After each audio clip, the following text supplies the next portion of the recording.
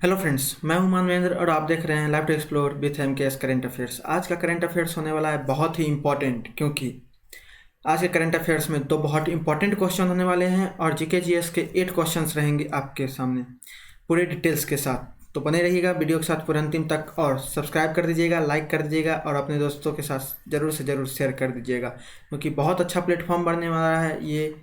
अगर आप UPSC, SSC, PSC, GATE, banking, railway किसी चीज़ की तैयारी कर रहे हैं तो बहुत अच्छा प्लेटफॉर्म बनने वाला है। अगर आप इसके साथ जुड़ जाते हैं तो हमेशा अपने आप को जज कर सकते हैं और प्रोग्रेसिव रहेंगे। यहाँ दोस्तों, पढ़ाई के जंग में आइए, हमारे साथ जीतेंगे हम, बस लड़ना ज़रूरी है। चलिए दोस्तों, आज के इंपॉर्टेंट क्वेश्चंस नहीं, इंपॉर्टेंट क्वेश्चन की तरफ बढ़ते हैं। बहुत इंपॉर्टेंट क्वेश्चन है। चलिए आज का क्वेश्चन शुरू करते हैं।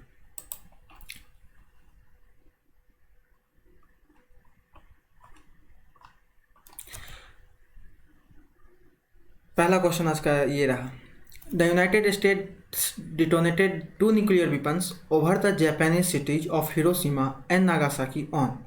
यानी संयुक्त राज्य अमेरिका ने हिरोशिमा और नागासाकी के जापानी शहरों पर 2 परमाणु हथियारों का विस्फोट कब किया था।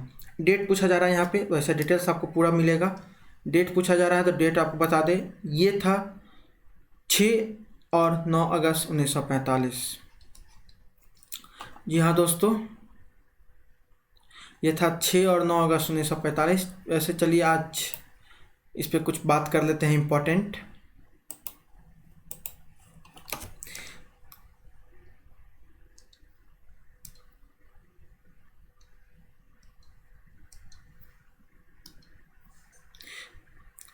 छः अगस्त और 9 अगस्त। 6 अगस्त को हिरोशिमा में बॉम्बार्डिंग हुआ था और 9 अगस्त को नागासाकी में। यहाँ जो बॉम्बार्डिंग हुआ था वो था आपको यूरेनियम का बॉम्बार्डिंग हुआ था, यूरेनियम बॉम्ब था। और नागासाकी में जो था वो प्लूटोनियम बॉम्ब था।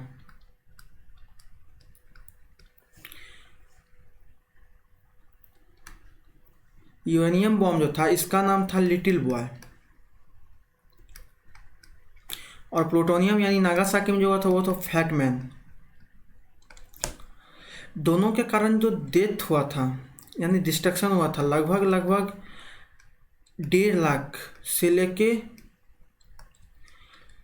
2.5 लाख तक के लोगों का जान गया था। बहुत डिस्ट्रक्टिव था। यानी यहाँ कहा जाता है जो साइंस जो है वो हेल्पफुल तो बहुत ज़्यादा है, मगर अगर वो डिस्ट्रक्टिव हो जाए तो बहुत ज़्यादा डिस्ट्रक्शन कर भी सकता है।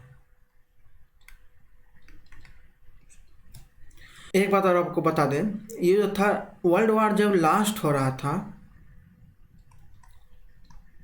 सेकेंड वर्ल्ड वार लास्ट कर रहा था 1945 में, तब अमेरिका ने यूएस ने जापान को वार्निंग दी थी, लेकिन जापान वार जारी रखा था। इस कारण से वहाँ पे बम्बार्डिंग किया गया था।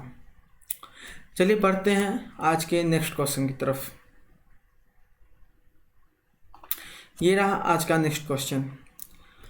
National handloom day is observed on dash every year. यानी राष्ट्रीय हथकरघा दिवस हर साल कब मनाया जाता है। ये मनाया जाता है आपको 7 अगस्त को, 7 अगस्त को राष्ट्रीय हथकरघा दिवस यानी नेशनल हैंडलूम डे मनाया जाता है। इसके पीछे भी कुछ रीजन था, आइए उसके पीछे बात करते हैं क्या रीजन था। यानी बात करें हम लोग हैंडलूम डे, 7 अगस्त को हैंडलूम डे मनाया जाता है एवरी ईयर। 1905 में स्वदेशी मूवमेंट यानी मेक इन इंडिया कैंपेन चलाया गया था। उसके तहत आज हम लोग 7 अगस्त को हैंडलूम डे यानी हथकरघा दिवस मनाते हैं। ये जब लाया गया था स्वदेशी मूवमेंट और मेक इन इंडिया मूवमेंट, ये 7 अगस्त 1905 को लाया गया था। और इसके साथ साथ एक और मूवमेंट लाया गया था, बॉयकॉट, यानी किसी चीज़ का विरोध करना। यानी हम कोई चीज़ नहीं खरीदेंगे, हम लोग स्वदेशी सामान खरीदेंगे, विदेशी सामान नहीं खरीदेंगे। बॉयकॉट मूवमेंट भी आया था। ये था स्वदेशी मूवमेंट के साथ बॉयकॉट मूवमेंट का आना और क्यों मनाया जाता है हैंडलूम डे, इसके बारे में पूरी जानकारी। और इसका डेट बता दें आपको, 7 अगस्त को मनाया जाता है। जी हाँ दोस्तों, 7 अगस्त है हैंडलूम डे मनाने का दिवस। चलिए बढ़ते हैं नेक्स्ट क्वेश्चन की तरफ।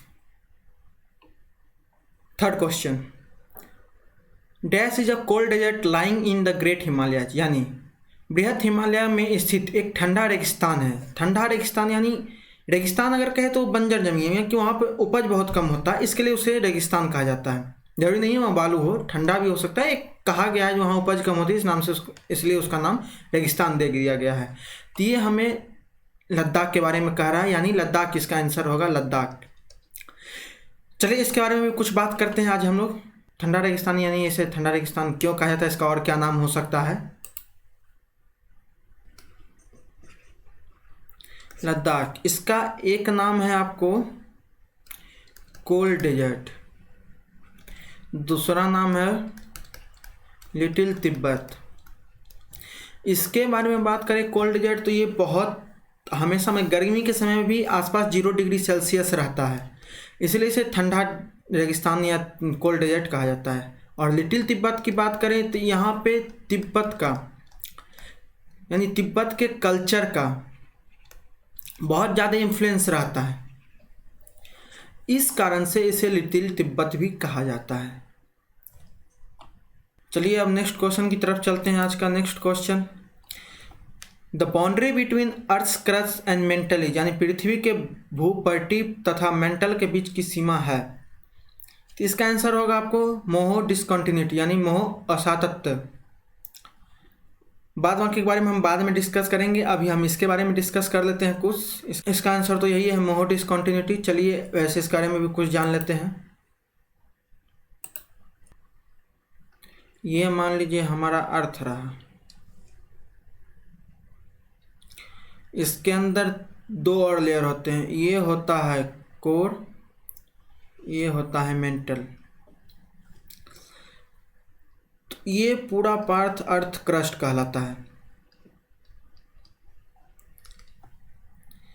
ये पूरा पार्ट आपको मेंटल कहलाता है, और ये इनर पार्ट जो है टोटल कोर कहलाता है। ये तो मोल्टेन लावा वगैरह रहता है यहाँ पे, मोल्टेन लावा, और इस पोर्शन में आपको पूरा रॉक्स वगैरह मिलेगा, और यहाँ पे आपको सॉइल्स मिलेंगे, मतलब सॉइल मिलेंगे।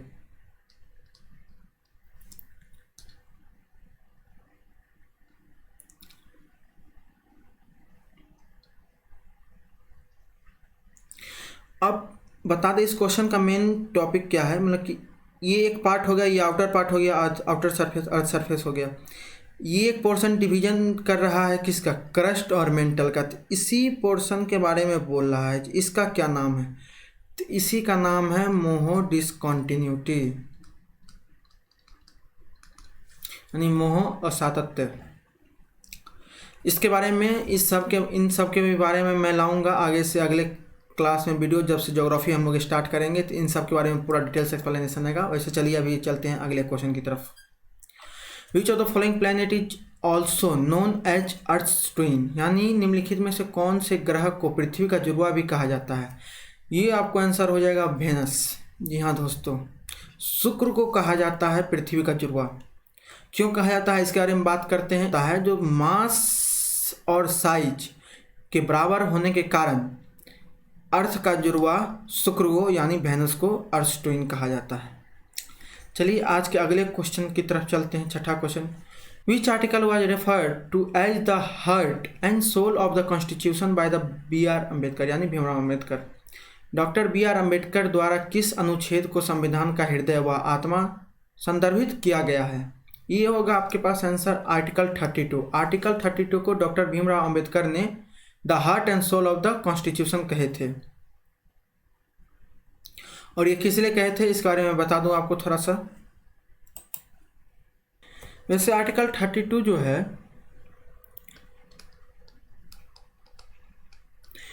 वो मेन मोटो कहता है वो कॉन्स्टिट्यूशनल रेमेडीज के बारे में, यानी राइट टू कॉन्स्टिट्यूशनल रेमेडीज।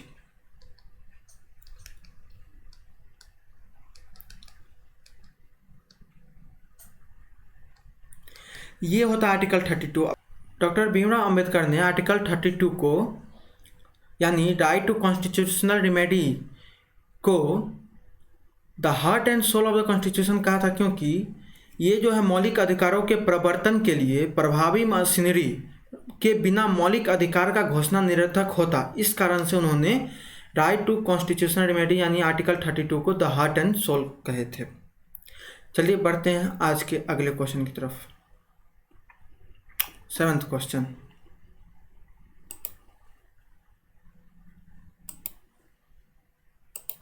अगला क्वेश्चन है which article can be used by the president of India to declare financial emergency, यानी किस अनुच्छेद का उपयोग करके भारत के राष्ट्रपति वित्तीय आपातकाल को घोषित कर सकते हैं। ये आपको आंसर तो यहाँ दिख रहा है, पहले से ही मार्क किया हुआ है, आर्टिकल 360 होगा। अब बता दें वित्तीय आपातकाल क्या होता है, यानी कभी भी कंट्री या कंट्री के कोई पार्ट में जब फाइनेंशियल स्टेबिलिटी करवाता है या फाइनेंशियल क्रेडिट करवाता है,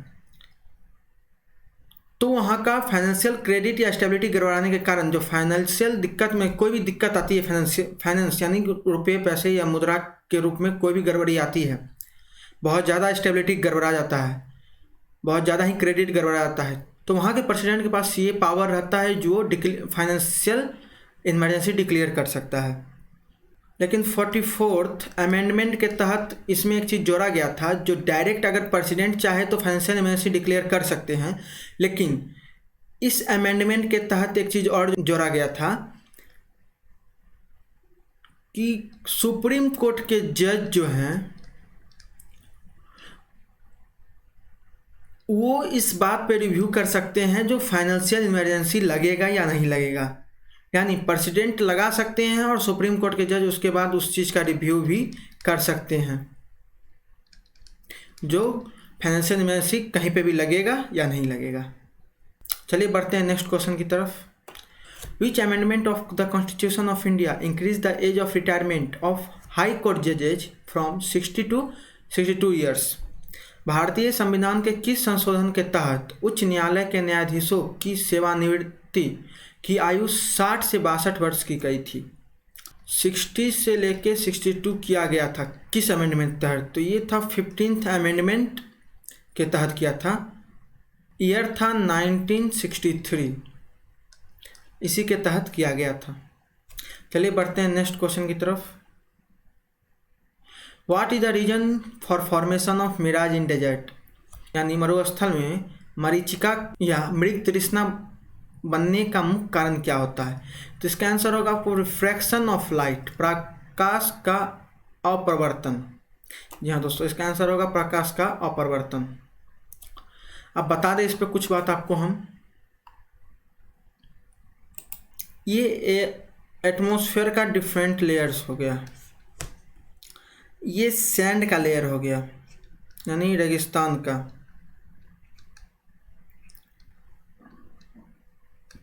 डेजर्ट का, ये एटमॉस्फेयर से लेयर्स हो गया।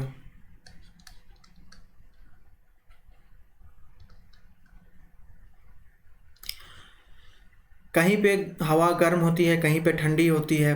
लाइट जैसे ही यहाँ पे आया, किसी का इंटरनल रिफ्लेक्शन ऐसे होते होगा, ऐसे होगा, ऐसे होगा।